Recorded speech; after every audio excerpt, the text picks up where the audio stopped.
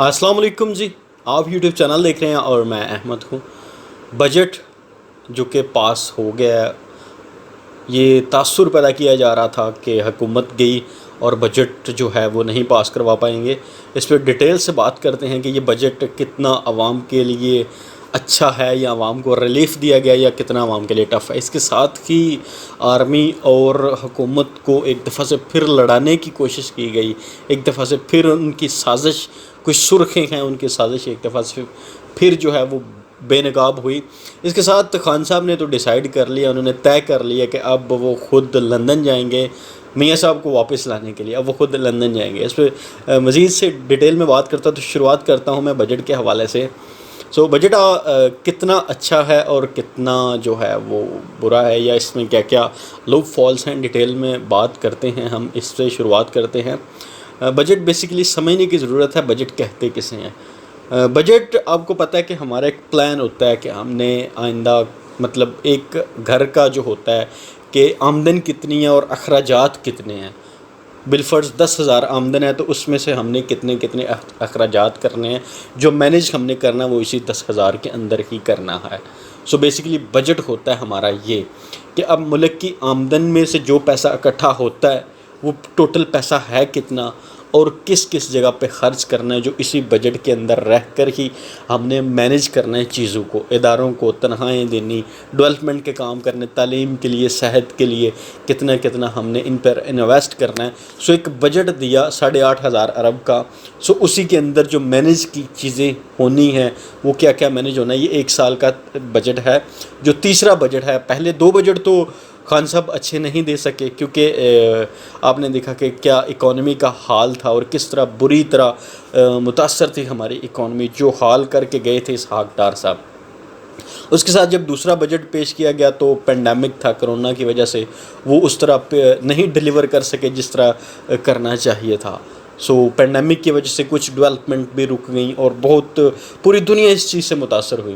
ابھی تیسرا بجٹ ہے جو کچھ پیسہ اکٹھا ہوا تھا، کچھ پیسہ ہاتھ میں آیا، خان صاحب نے مٹھی بند کر کے رکھی ہوئی تھی۔ وہ مٹھی بند اسی لیے تھی کیونکہ اس مٹھی میں کچھ تھا ہی نہیں جو آگے وہ کھولتے یا ڈیلیور کرتے۔ تو ابھی جو پیسہ اکٹھا ہوا، جو ٹیکس اکٹھا ہوا، ریونیو اکٹھا ہوا، تو اب امیدیں تھی کہ کچھ کریں گے، تو کچھ ڈیلیور کریں گے۔ جیسے ہی آپ کو پتہ ہے کہ 4,000 ارب جو ہے وہ 414 ارب جو ہے وہ کلیکٹ کیا گیا اس کی طرف سے، ایف بی آر کی طرف سے انہوں نے کلیکٹ کیا، جو کہ تاریخ میں آج تک اتنا ہوا نہیں، جو پہلی دفعہ اتنا کلیکٹ کیا گیا ہے ایف بی آر کی طرف سے۔ اب جب پیسہ اکٹھا ہوا ہے تو الحمدللہ ایک بہت اچھا بجٹ پیش کیا گیا، جس کی تعریف نہ صرف پاکستان بلکہ عالمی ادارے جو ہیں وہ پوری دنیا تعریف کر رہی ہے کہ ایک اچھا بجٹ دیا گیا۔ وہ کیسے؟ ہمارے ہاں ایک تاثر پیدا کیا جاتا ہے کہ ملک کا 80% بجٹ جو ہے وہ آرمی کھا جاتی ہے یا آرمی لے جاتی ہے، جو کہ بہت غلط تاثر، ایک پروپیگنڈا کیا جاتا ہے کہ 80% جو ہے وہ آرمی کھا جاتی ہے۔ بلکہ اگر آپ تھوڑا سا ریسرچ کریں یا انٹرنیشنل رپورٹس پڑھیں تو آپ کا اتنا نہیں ہوتا، 18 سے 20% ہوتا ہے۔ تو اس دفعہ جو آرمی کا بجٹ ہے وہ 18 سے نہیں ہے، وہ صرف 16% آپ کا آرمی کا بجٹ ہے، جو 1,000 ارب سم تھنگ ایلس، ابو 1,000 ارب کے ہے۔ وہ یہ صرف اتنا سا آرمی کا حصہ ہے، 16% جو ہے وہ پورے بجٹ کا 16% آرمی کا ہے۔ اس کے ساتھ ہی 33% جو ہے وہ بیرونی قرضے جو لیے گئے ہیں وہ ان پر لگایا جائے گا۔ بیرونی قرضے جو لیے گئے ہیں ان کی جو قسطیں دینی ہونی ہیں، اس کا 33 بجٹ کا 33% آپ خود دیکھیں، ایک 1/3 جو ہے اس کا حصہ جو ہے وہ بیرونی قرضوں کی طرف چلا جائے گا۔ 1/3 جو ہے اس سے بھی ابو حصہ جو ہے وہ قرضوں کی قسطوں پہ چلا جائے گا۔ 33% جو ہے وہ بیرونی قرضے جو لیے ہوئے ہیں اس پر چلا جائے گا۔ اس کے ساتھ ہی کچھ ڈیولپمنٹ کے لیے ہے، جو بجٹ میں جو کچھ اچھی جو چیزیں ہیں وہ میں آپ کو بتا دیتا ہوں، سمرائز کر کے بتا دیتا ہوں۔ ایک تو انہوں نے بتایا گیا کہ ایک جو غریبوں کو جو ریلیف دیا گیا کہ عام شہری جو ہیں، جو شہر میں رہ رہے ہیں، ان کو کاروبار کرنے کے لیے بلا سود 5 لاکھ کا قرضہ دیا جائے گا۔ اس کے ساتھ ہی کسانوں کو 1.5 سے 2 لاکھ کا قرضہ دیا جائے گا ٹریکٹر وغیرہ خریدنے کے لیے، اور نئی جدت لائی جائے گی تاکہ انہوں نے کھاد وغیرہ بیج وغیرہ خریدنے ہوتے ہیں تو اس کے لیے جو جدت لائی جائے گی اس پر خرچ کیا جائے گا۔ اس کے ساتھ ہی ڈیولپمنٹ کے لیے، ملکی ڈیولپمنٹ کے لیے اچھا خاصا ایک حصہ رکھا گیا ہے، جو پہلے ڈیولپمنٹ نہیں ہوئی اس میں اب ڈیولپمنٹ کی جائے گی۔ وہ ڈیولپمنٹ کے لیے پیش پیش کیا جائے گا، ڈیولپمنٹ کے لیے ایک حصہ رکھا گیا ہے، اس کے ساتھ ہی سائنس اینڈ ٹیکنالوجی کے لیے ایک بہت بڑا حصہ رکھا گیا ہے بجٹ کا، جو سائنس اینڈ ٹیکنالوجی پہ انویسٹ کیا جائے گا اور اس چیز کو بوم کیا جائے گا، اس چیز کو آگے بڑھایا جائے گا، سائنس اینڈ ٹیکنالوجی کا تعلیم پر خرچ کیا جائے گا۔ اس کے ساتھ جو سب سے بڑی اچھی اور خوبصورت چیز ہے وہ یہ ہے کہ ٹیکسز کو نہیں بڑھایا گیا۔ اب آپ دیکھیں پورا بجٹ دیکھ لیں، کسی بھی چیز کا ٹیکس جو ہے نا وہ بڑھایا نہیں، ٹیکس کو کم کیا ہے، ٹیکس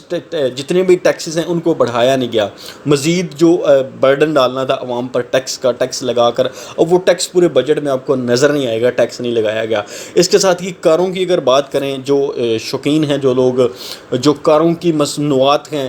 جو الیکٹرک کارز ہیں نا، ان کا پہلے بجٹ ہوتا تھا، جو الیکٹرک کار تیار کی جاتی تھیں ان کا بجٹ ان پر جو ٹیکس ہوتا تھا وہ 16% ٹیکس، 16 سے 17% ٹیکس ہوتا تھا، اور وہ بالکل ختم کر کے صرف 1% ٹیکس لگایا اس پر، وہ 15% ان پہ ختم کر دیا تاکہ ان کو انکریج کیا جائے اور یہ رینیویبل انرجی جو ہے اس کو پروموٹ کیا جائے، تاکہ لوگوں کو ان کو انکریج کیا جائے کہ آپ یہ چیز بنائیں اور سیل آؤٹ کریں۔ اور مزید جو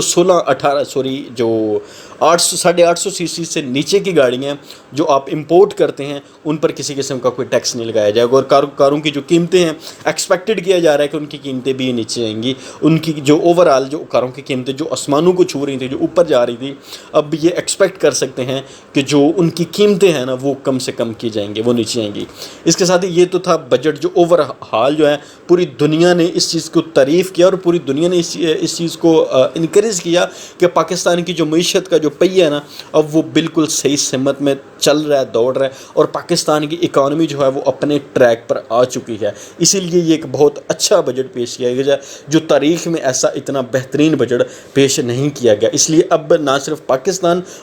کو چھوڑ بھی دیں، پاکستان کے میڈیا کو چھوڑ کے آپ عالمی میڈیا کو دیکھیں کہ غیر ملکی ادارے دنیا کے جو اس بجٹ کے حوالے سے، یہ دنیا آپ کی اکانومی کے حوالے سے کیا کہہ رہی ہے، کہ دنیا اب اس بارے میں کیا سوچ رہی ہے کہ اکانومی پاکستان کی کس طرح ہے، تو وہ پوری دنیا اس چیز کی تعریفیں کر رہی ہے کہ پاکستان کی اکانومی کا پہیہ جو ہے نا ایک تو وہ صحیح ٹریک پر چل چکا ہے، اور وہ صرف پہلے جام تھا، رکا ہوا تھا، اب وہ چل پر ہے، بلکہ دوڑ پر ہے پاکستانی اکانومی کا۔ تو آنے والے حالات جو ہے نا انشاءاللہ وہ بہتری کی طرف، نہ صرف بہتری کی طرف ہوں گے بلکہ رنگین ہوں گے۔ اس کے ساتھ ہی بات کرتے ہیں جو ہمارے سابقہ جو D G I S P R Asif Ghafoor ہیں، ان کا